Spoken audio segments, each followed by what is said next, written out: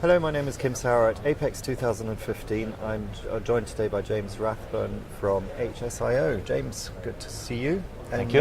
Sunny San Diego. Yes, it's beautiful. You have a booth here at APEX, and I'm sure you've got lots of solutions that you're showing. What's new? We have several technologies that relate to high-speed connectors and sockets for semiconductor developers, as well as we've developed a new fine line, very high frequency circuit technology that applies to package substrates as well as to printed circuit boards. And we have very unique processing that allows us to control the impedance within very tight margins and reduce the line and space available with most circuit technologies today.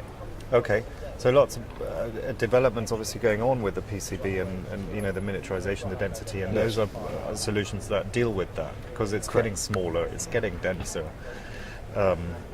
So are there particular applications or industries that within the Americas region that are targeted with those solutions? The majority of the markets that are driving us right now are the mobile space.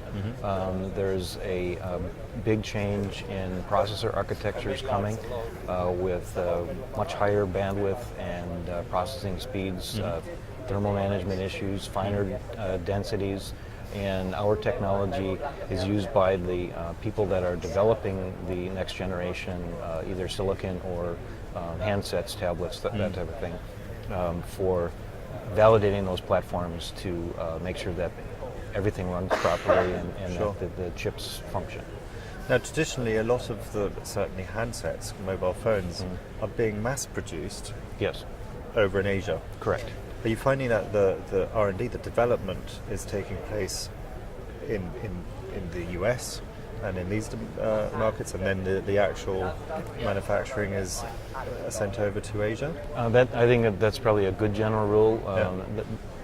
Many of the leading semiconductor companies are based here in the United States from a design and development standpoint, and we typically work with those people, and then they coordinate with their end customer, which would be a handset or a notebook or laptop type manufacturer, and then the final production goes to a factory in Asia. Sure. Now, there are not so much emerging markets, but wearables, I guess, are very important for you as well. And Yes. there's this convergence of supply chains and different technologies, and like automotive is integrating with wearable technologies, and it's not so much anymore big boards. Everything needs to be smaller and flexible and more complex. So is that playing well into your strategy of growth? Yes, exactly.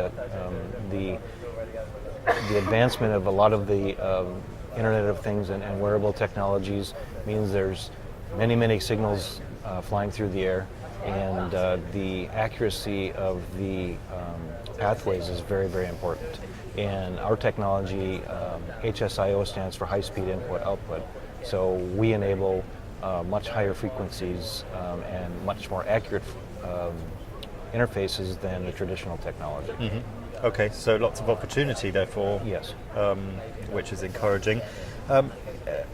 We are on the second day of the show. Yes. We've still got this afternoon to go, and then tomorrow from 10 till 2. What's been the feedback from the people you've seen here, and what's your general feeling about the buzz that's going on the show floor? I see a lot of my particular interest is the high-speed area, so there's been some interesting papers and several suppliers that we work with. The show itself is very diverse. We don't deal with final assembly very much, and there's a lot of activity there. Test and measurement is kind of our forte in development of the systems.